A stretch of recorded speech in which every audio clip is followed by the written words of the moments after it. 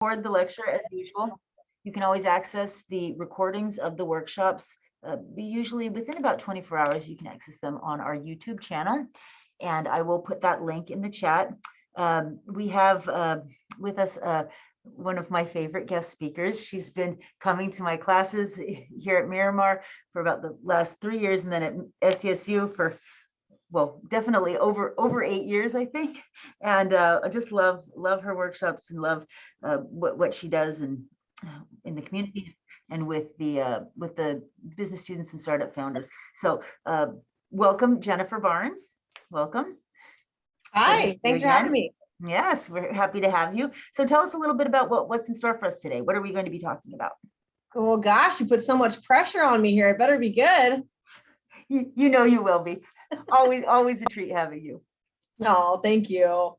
Well, we thought that talking about equity would be a really great thing for all these entrepreneurs and future entrepreneurs and future serial entrepreneurs. So, hopefully you can learn some lessons that'll save you a lot of anguish down the road and just some ideas to think about for the future as you start building your organizations. Absolutely. And will you give us just a little bit of a background on your background? Tell us a little bit about yourself.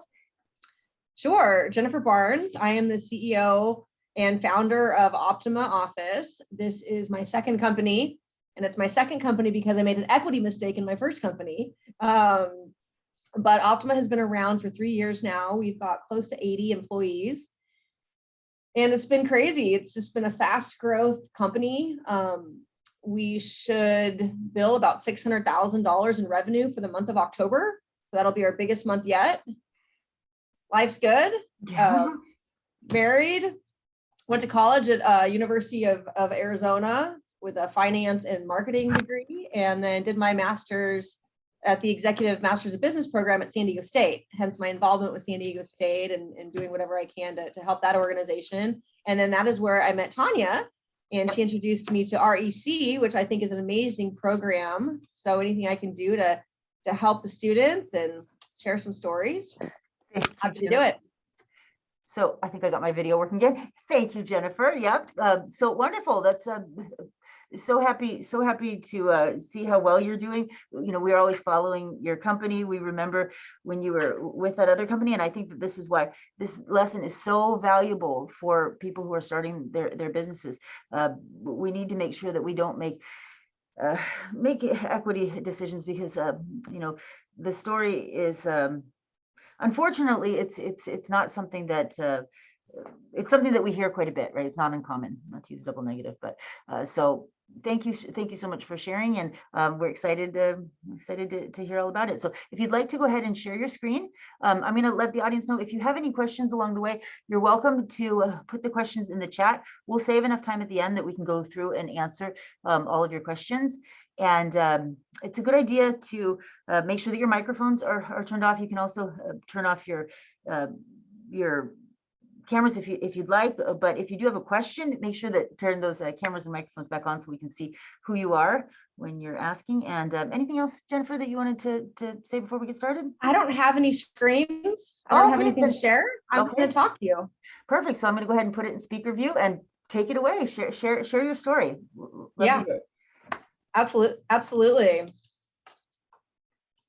Before I go into my story, I want to talk about equity first, and I want you to focus on some of the terminology and some of the advice, and then I'm going to share my story at the end. I think it would be slightly distracting to share that story. I know I only have about 30 minutes or so, and then we have some questions. So let's make sure I get through some of the meat of this. But very top level, I will say that my first company, it took me 6 years to get it to 6 million in revenue annually, and we had about 80 employees. And I did it half the time with Optima, 80 employees, 6 million in revenue this year. So I'm feeling really good about the situation, and it ended up being a huge blessing. But the reason I'm talking about equity today is because it is a very, very serious thing. Don't give it away like candy.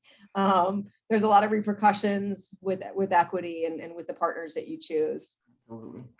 Let's first talk about what makes you an owner of a company. So anytime you own shares, even if it's 1%, you own part of that organization. Usually they're going to be voting shares if you're a co-founder or somebody that's, given ownership equity.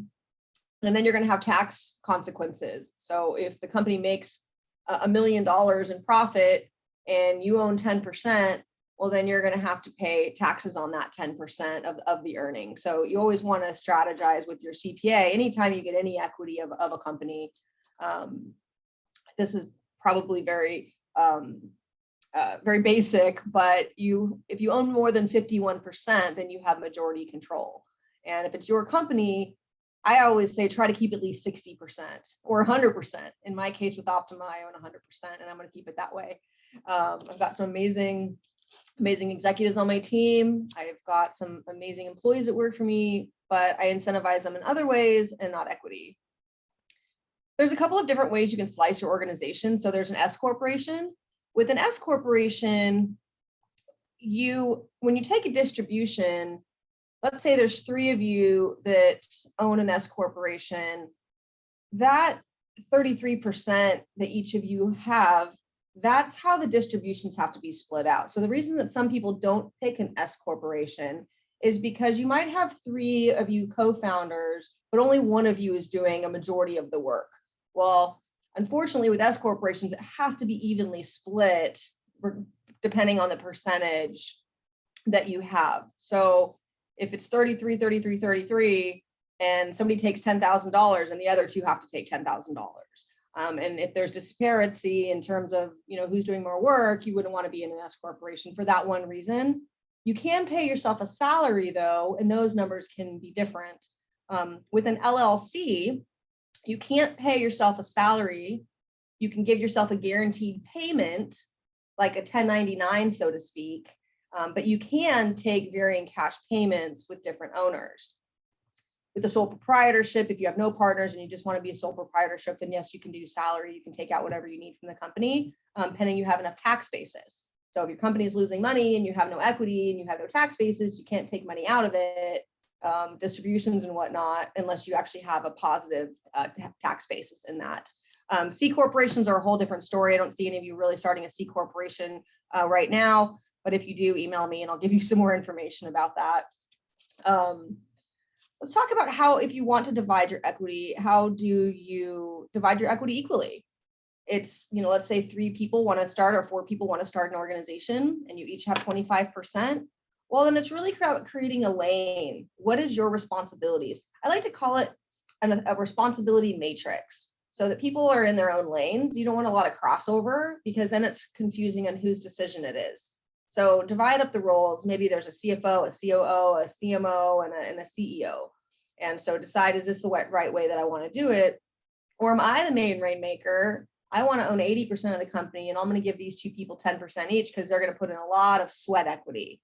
That is one reason that people give away equity, is because they don't really have the cash and they would rather just give somebody 10% or 5% or whatever it is, because this person's putting in their time and their energy and not getting paid for it. So in my view, you can buy into an organization by giving them capital, getting investment funds, and then they deserve the equity. You can do sweat equity, where they're literally just putting in their time and their labor to earn equity. Or they're bringing in a lot of revenue. So maybe they're getting paid, but they're bringing in a significant chunk of your revenue. And in which case that might also make sense to give away equity. So these are all things that you want to think about when you're kind of slicing and dicing your equity. Now, let's say you do want to have partners and it makes sense for you to have a couple of co-founders or have a couple of people they're helping you with the startup. Now, I need you to think of it like a marriage. You're marrying this person, you're going into business with them, and it could end in a divorce. I know that they say partnerships are the only ships that don't sail. I have met a lot of partnerships at work, and the people have an equal amount of trust and respect for one another, and they last for 40, 50 years, and everything is great. And they sell the company and they part ways and they're still friends. That, however, is a very rosy view of partnerships, because partnerships can get very tricky. Think about it as if you're dating this person. So do you want to spend time with them? Do you consider them somebody that you like and respect and want to get advice and mentorship from, and that they equally want that advice and mentorship from you? Could you go through difficult times together? Like if you go through COVID, like let's say you started a business right before COVID, maybe many of you did, then would you want to go through a really critical, crazy time with them? These are things to think about, right? Same as in a marriage. And then how would you handle a disagreement? It's almost like you want to get into an argument with somebody that you're going into business with first, so you can see how they handle it. I mean, there's always a honeymoon phase. And for the first 6 months, you might think this person is absolutely amazing. These people are just phenomenal. You've known them for years, but as soon as you get into business together and money is involved, money is kind of the crux of it, because as soon as a lot of money starts getting involved, then people show maybe a different side to them. So I think it's important to understand how you would resolve a disagreement. And if any of these questions make you uncomfortable, or any of these questions are like, oh, that's not going to happen to me, it very likely will. So you just need to think through this before you pick co-founders and people that you're going to go into business with. One really important thing is to make sure that you have a buy-sell agreement. Any company of any size, I don't care if you're doing 50,000 a year in revenue or 5 million a year in revenue, you have to, like literally have to, get a buy-sell agreement. And this says what happens if you want to buy or sell the organization, or if somebody dies or is incapacitated. So let's say you're 50-50 partners with somebody and they get into a fatal accident. Well, then you're actually going to be partners with whoever they've designated in their trust, or who's their beneficiary. So you might end up being partners with their husband or their wife. And if that person has no business wherewithal and all they want to do is sell the organization, and they own 50%, well, then you might be in a lot of trouble unless you can buy out those shares yourself, or you can get investors or whatnot. So creating a buy-sell agreement is literally just saying, if and or what something happens, what do I do? How do we handle it? And they should be pretty detailed. They're not very expensive. I mean, you can get a good buy-sell agreement for probably $1,000 to $2,000, at least a boilerplate one. But if you don't have one in place and something happens to someone, you have just become partners with whoever they have decided in their will or trust or estate is going to be your new partner. And Jennifer, so I have a question. So Yeah. Do you think that this is something that people need to be thinking about just from the very beginning? Because I get this question all the time from the students. When do we have these conversations? Is this before we actually even launch the business, and how far before, if so, or can this be a conversation that we have at a later date? I think that the later you wait, the longer you end up waiting, and it just becomes a back burner item. I think it should be immediately. I think as soon as you start your business, as soon as you have a name or a DBA, or you registered with the state of California or Delaware or wherever you decide to register, right. You need to get a buy-sell agreement in place immediately. I mean, because you never know what's going to happen. Nothing's predictable, especially during the middle of a pandemic where there's variants and this and that, and you're going into business with someone.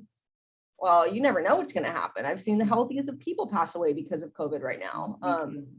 So that's just right away, buy, sell, and have these conversations. Yeah. I think another thing to focus on too is when you're going into business with somebody and it all seems really rosy and you think they're so smart and they've got these great ideas, I really want you to see their ability to deliver quality work. What is their work style? What is their work ethic? Are they reliable? Do they want to leave every day at 3? My first partner wanted to leave every single day. He left the office at 3, and I put in all the work and I'd leave at like 7. Yeah. And then he'd go golfing, a day a week. And I'm like, this is ridiculous. I wish I had known that before I decided to partner with you. Right. That's not an entrepreneur. Right. Well, I was the entrepreneur, right? Right. He would strap himself to me. So I think it's important too to understand, what are your priorities and your expectations? So what are you guys really wanting to focus on with the business? Come up with a mission and a vision. Come up with a basic business plan or strategic plan on what do you want to accomplish over the next couple of years.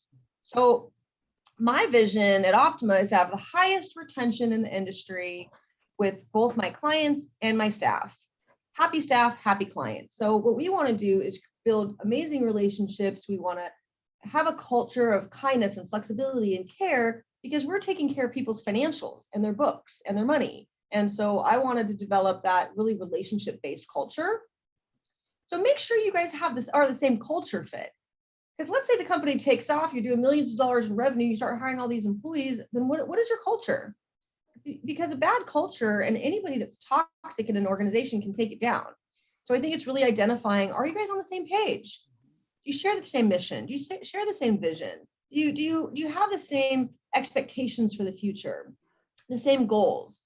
My ex-partners were 22 something years older than me. They're in their 60s now, and they wanted to sell, and they really cared about money. And Right. That's something to think about, because I didn't want to exit, and I would have rather done, an ESOP or something, an employee stock ownership plan. I think that this is great advice. I think that if you don't, if you don't intentionally build the culture of your organization, the culture is, it's going to be established, right? Whether you make it intentional or you just let it happen. So I think this is great advice for all founders. Yeah, absolutely. Yeah, these are just things. This is kind of an unconventional, and I'm going to give you slides and stuff to read. I'm going to give you stories and ideas and things to really think through, because this is real life. This is what happens when you go into business with people.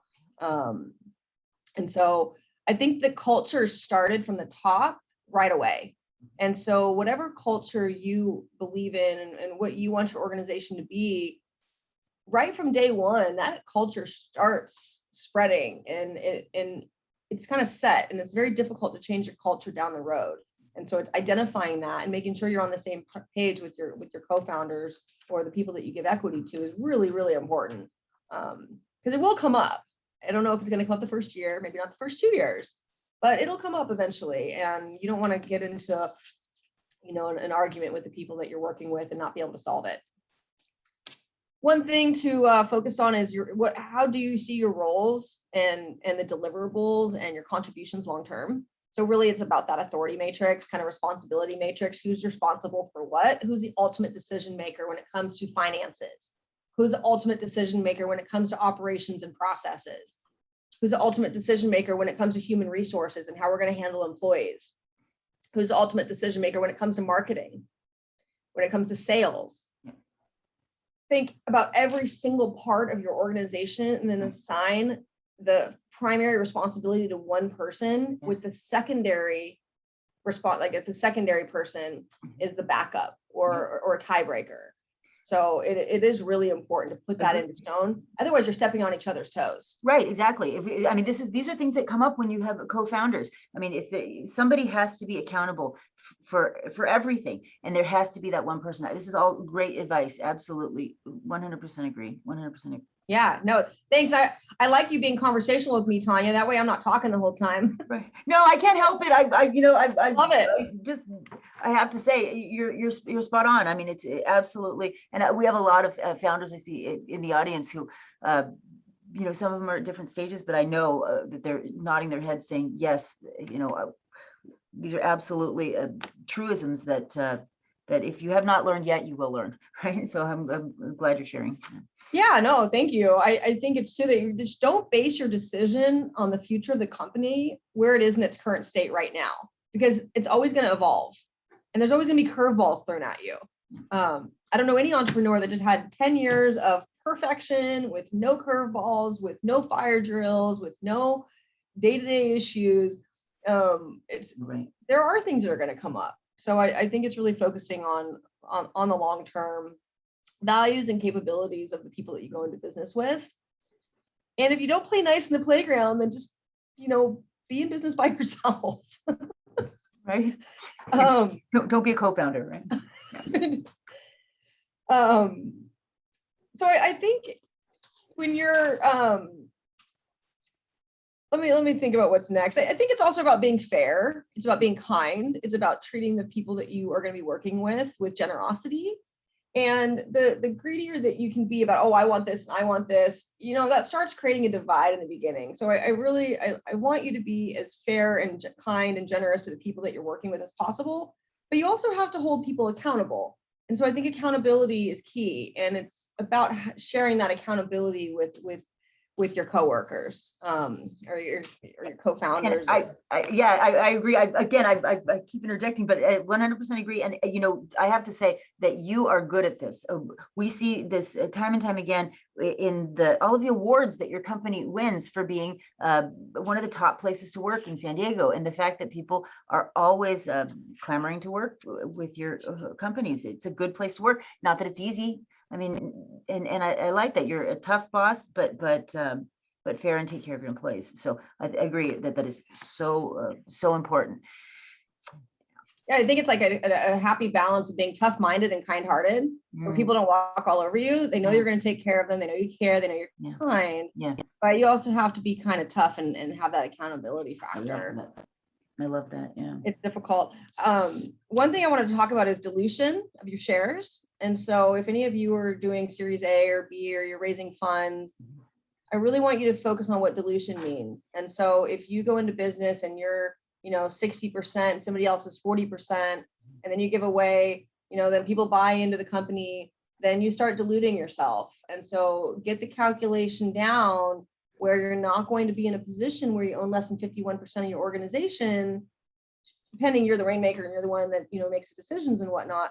Because the second you lose control, then you might not be the decision maker anymore. Notorious, look at Steve Jobs, right? He gave away too much equity. You guys have all probably seen that movie Jobs. I remember when I saw that movie and I just thought, oh my God, he was the face of Apple. He was Apple. What are they thinking? How are they going to kick him out? Well, he got to a position where he owned less than 50% of his organization through dilution, through investors, through everything that Apple had gone through.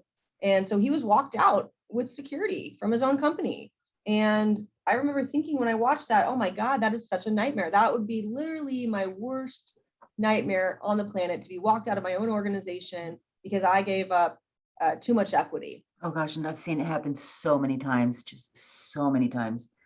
Yeah. Yeah, it happens. People are, they get these rosy lenses on, they're in the honeymoon stage, they give away this equity and they're looking for an exit or an end game. And then what happens? They get walked out of their own company and it can get taken from them. Yeah.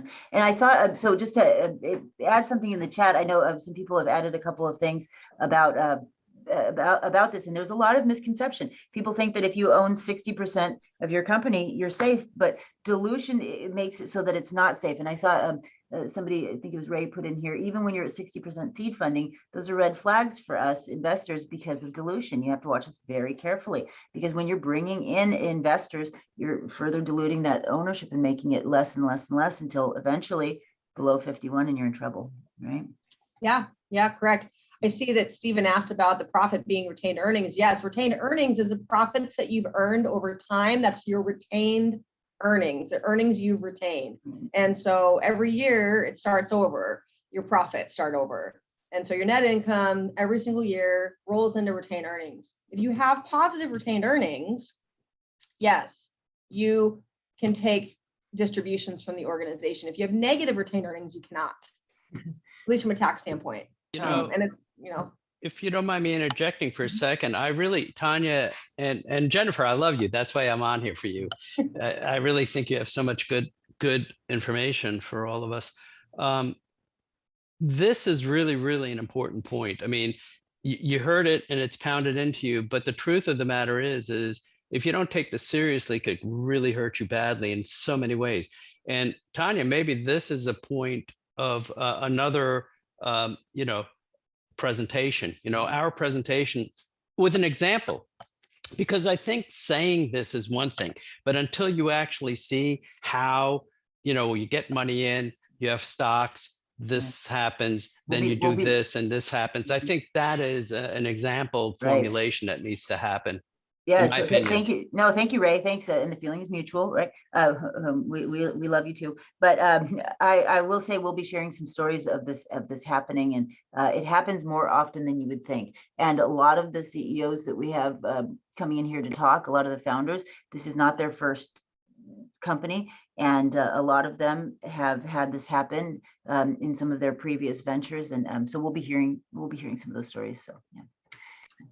Yeah, and I saw Stephen's point too about, look what Bob Beister did with SEIC at the end. He only owned about 5% and he lost control. But at that point, the company is worth so much money and he was a billionaire. So what does it matter? Well, hey, if your products or service is going to make you $1 million or $1 billion and you don't really care about losing control and letting other people make decisions for you, and your end game is to get acquired or whatever your end game is, that might be the right method, right? If you end up with 5% of $1 billion, hey, that's better than 50% of $1 million. Yeah, right. But I think the key is that what Beister did was to gradually give away money or ownership of the company to folks that brought in new business. So it's probably, it's a way different business model than more what of you a, have. more of a strategic decision, that he made. Right, but just to keep clarity on this, as a seed stage, if you're already under 70% or 80%, as founders, as a group of founders, that's a challenge for us for funding. Right. Yeah. Because we don't want a company where we have control. Right. That wasn't the idea to fund it. Right. And this is a problem when we have anytime we have co-founders. But that said, I would never, ever recommend somebody to go into a business as a solopreneur, especially in your first venture. Do you agree, Jennifer? Do you think it's important to have more than one person's input? No. You think you do it on your own, right? I guess this time around, it's all you, right? I think if you've never been an entrepreneur before and it's your very first venture, you might need some mentorship, some support, somebody that sits on your board. Maybe you pay them to sit on your board. Maybe you pay them for their advice. But I don't know that you necessarily need to give away equity unless kind of one of those three reasons that I mentioned. They're either giving you money, they're building your business by creating a lot of revenue, or they're putting in a lot of sweat equity. So how are they earning that equity? Or do you just like them and you think they're going to do well? Well, that might not be worth giving them equity, right? A little bits of advice here and there isn't worth giving away equity.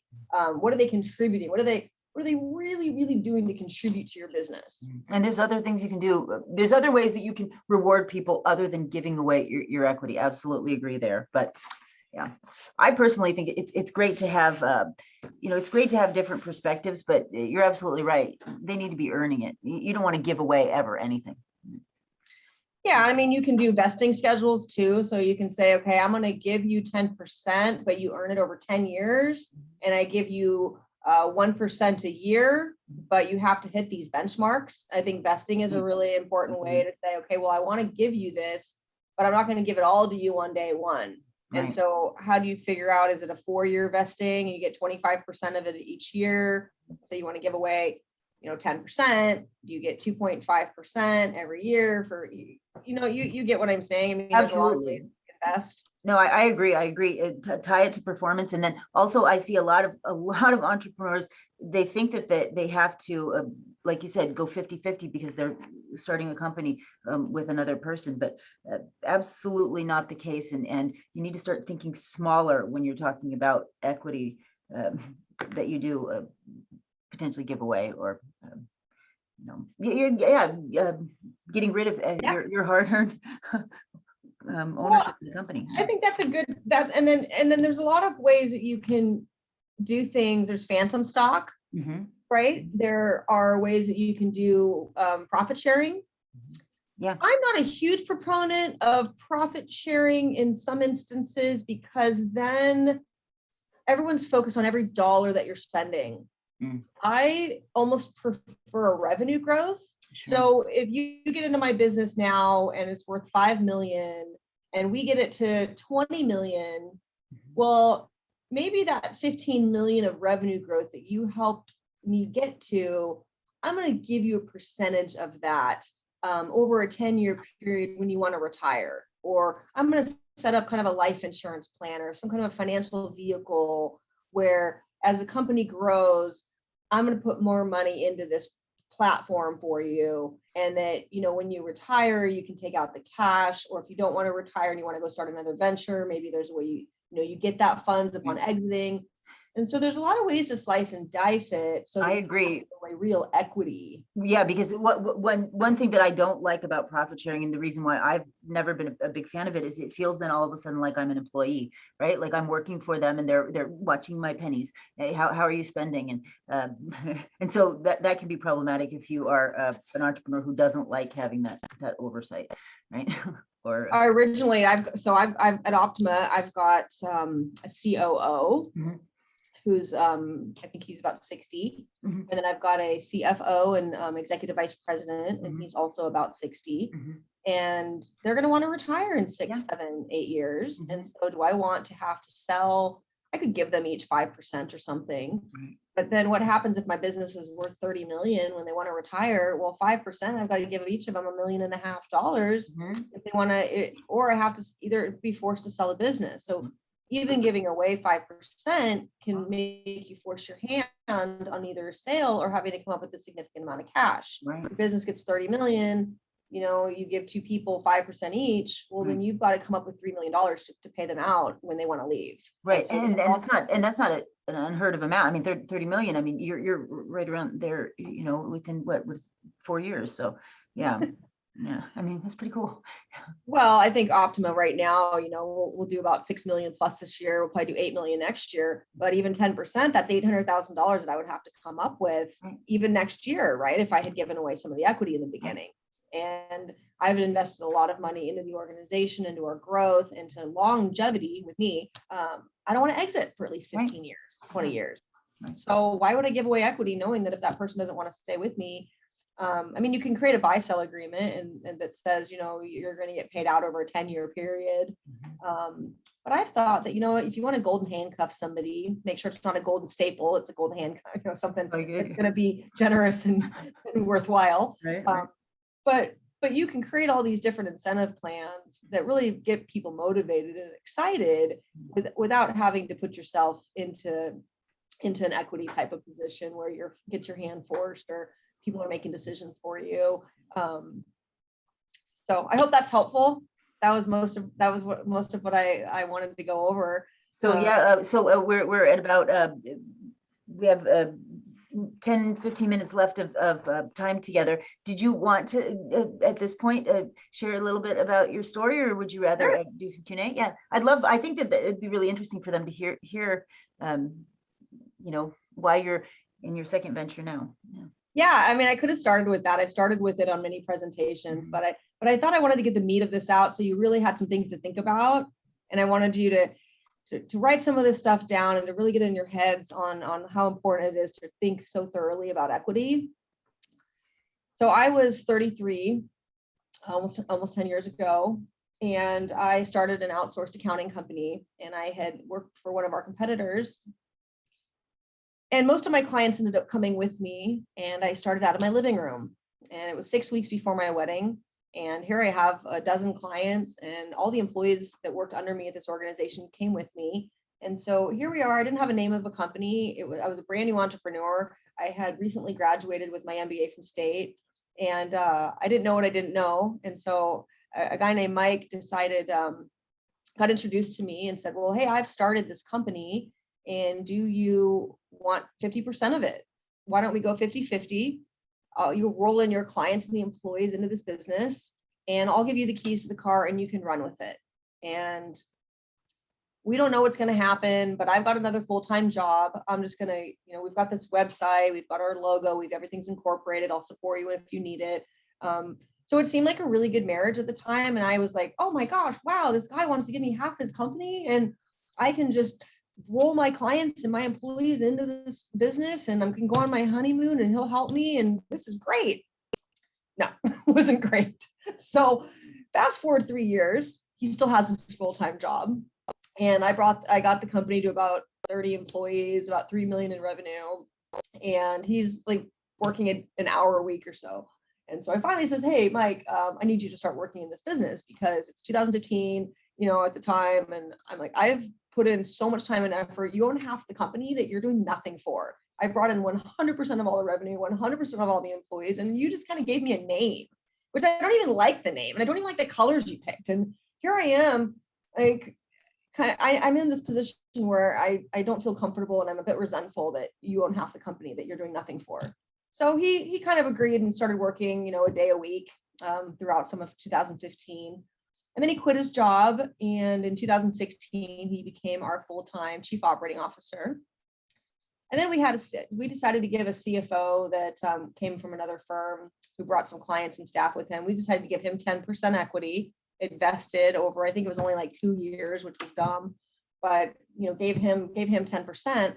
And what happened was I went from 50-50 to 45-45-10. So the two guys, both 22 years older than me, owned 55% of the business and I owned 45. And again, I brought in all the revenue. So 2016 was a real learning experience for us, kind of that authority matrix, who's responsible for what. I was a CEO, Mike was a COO, and this guy Scott was a CFO. So here we are as partners, and we were not good partners. We didn't even really like each other all that much. We had very different values. We had very different exit plans. We wanted to focus on different things. There was times that we liked each other and we got along, but for the most part, we just were not aligned. So 2017, we tried business counseling. We went to business counseling. We tried to see, could we make this work?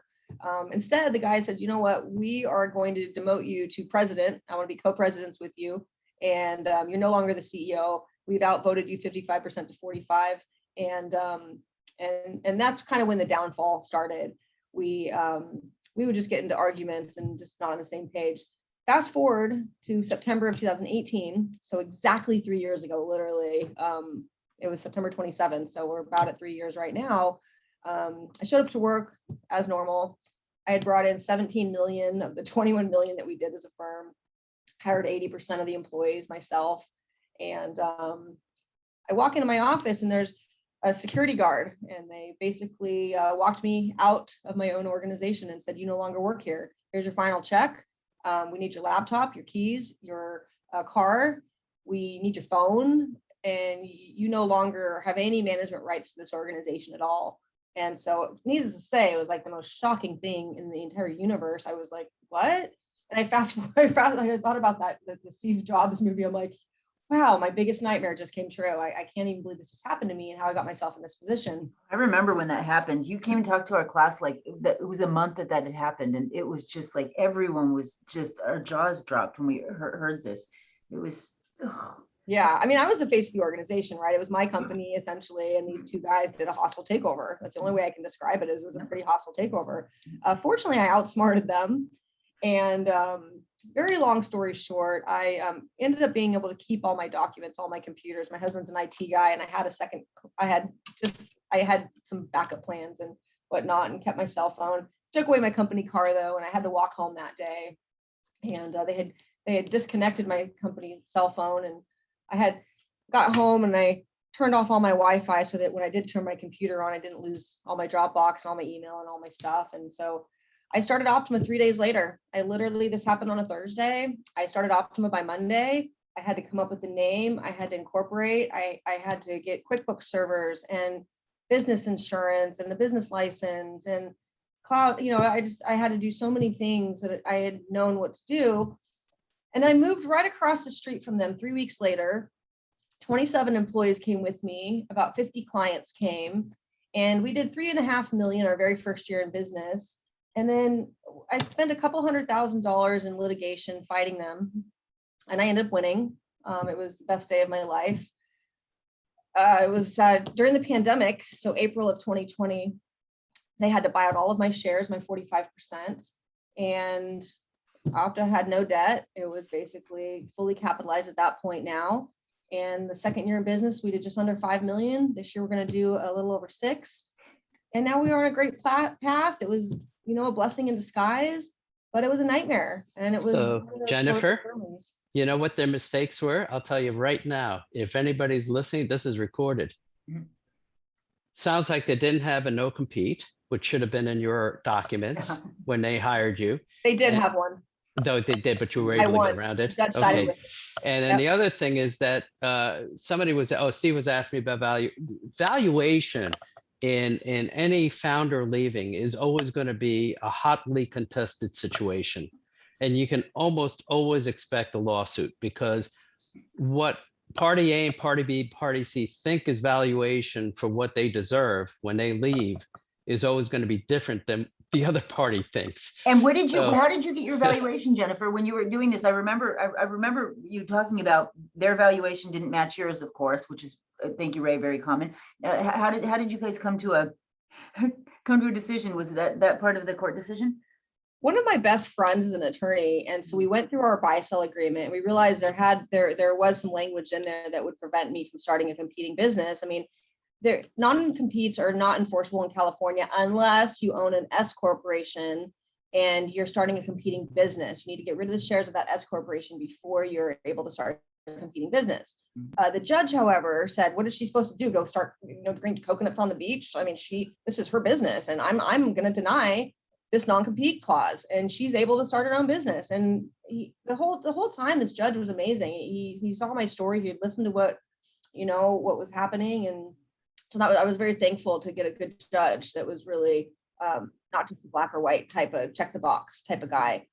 So yeah, it was pretty crazy. I mean, they didn't think that I had the wherewithal to fight back, and here I am. Actually, they're down to about 40 employees. I think they'll do $3 to $4 million in revenue this year, and they moved into a small little office space. Yet You still across the street? 4,000 square foot space. Yeah, no, are you still across? I won out Governor Park. Oh, Nope, they left. okay. Oh, do you Hi, know what the David. usual? You know what the usual is? Huh. The usual is you go buy, you rent out in their building and buy them out. So that's so this is I've seen this actually happen. But I'll tell you something.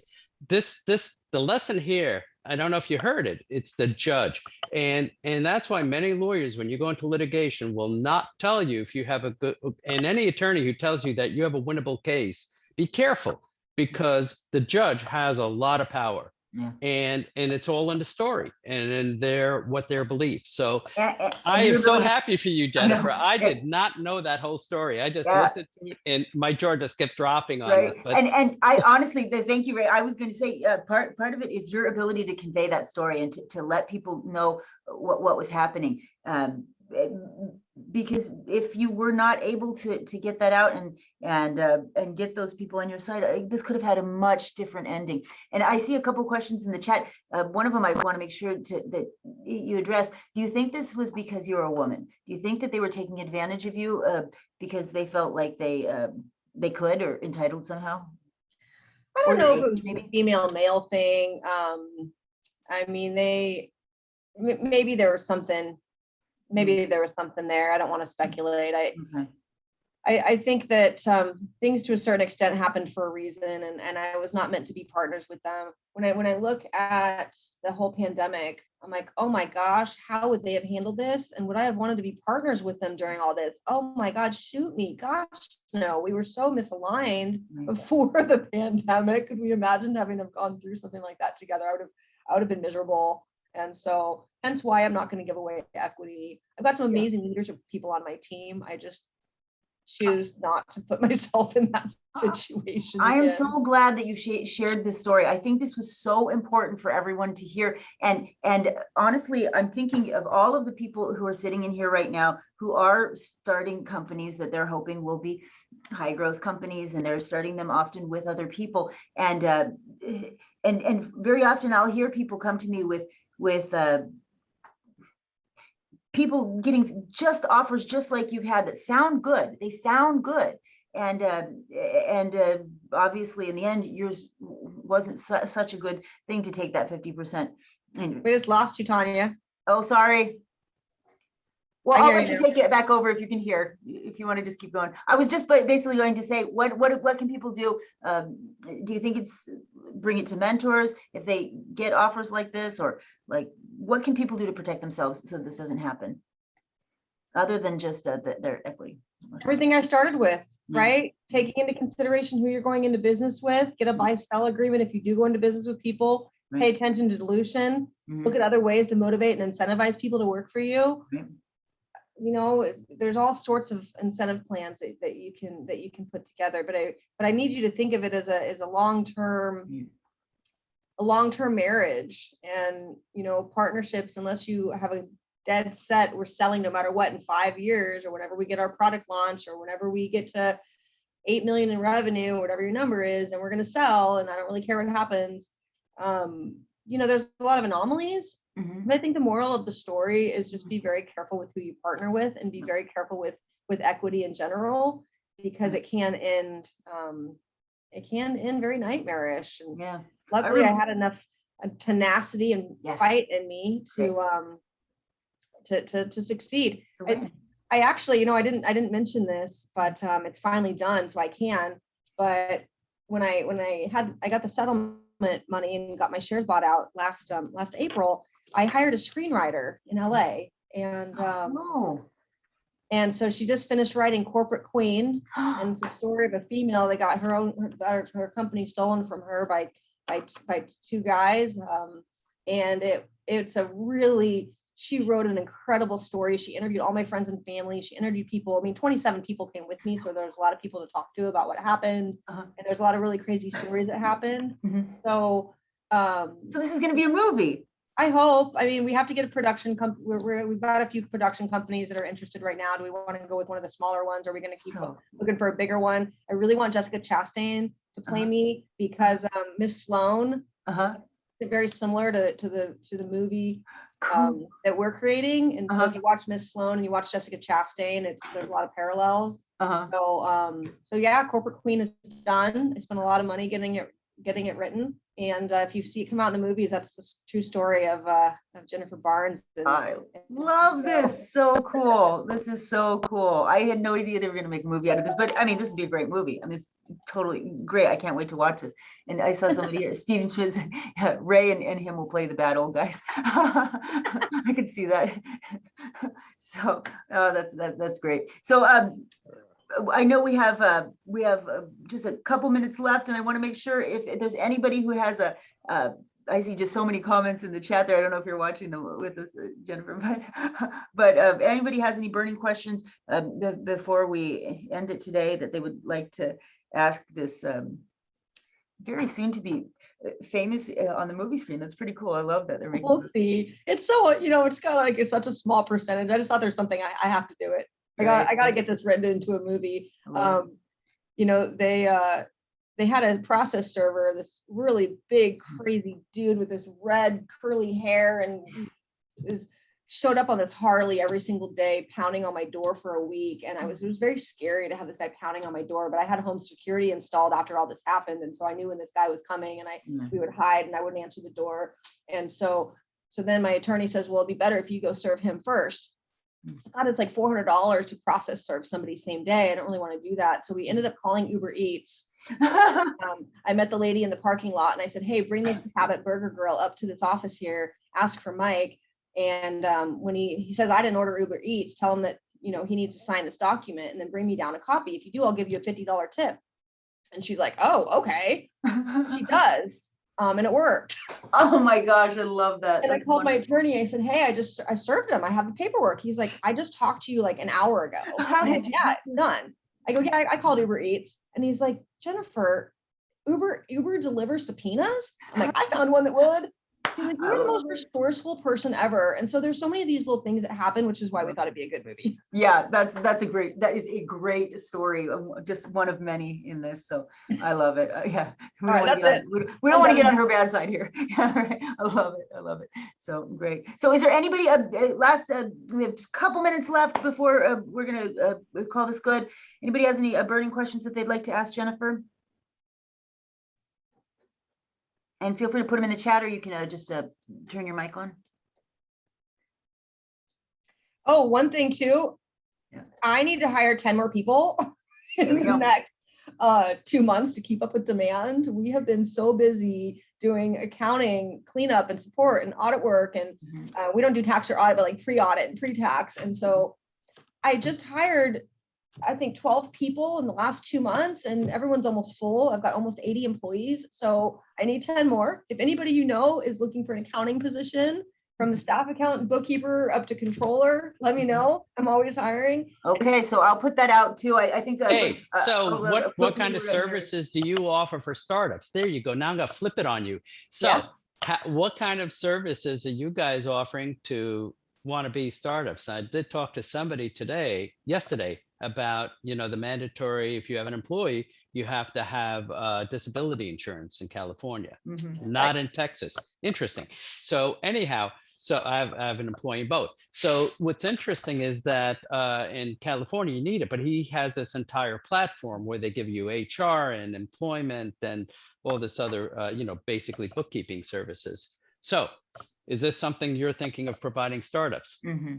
We work with a lot of startups. We've got about 240 clients right now, and that ranges from startups and nonprofits all the way to businesses that are either publicly held or do 100 million in revenue. And they might need a part-time CFO. They might need all the bookkeeping. We're super flexible. We charge by the hour. And so if somebody wants 10 hours a month of bookkeeping, and then they want 5 hours a You month. do or a 10 hours package? month. Now I'm turning this around. So anyhow, she think doesn't- she- about this.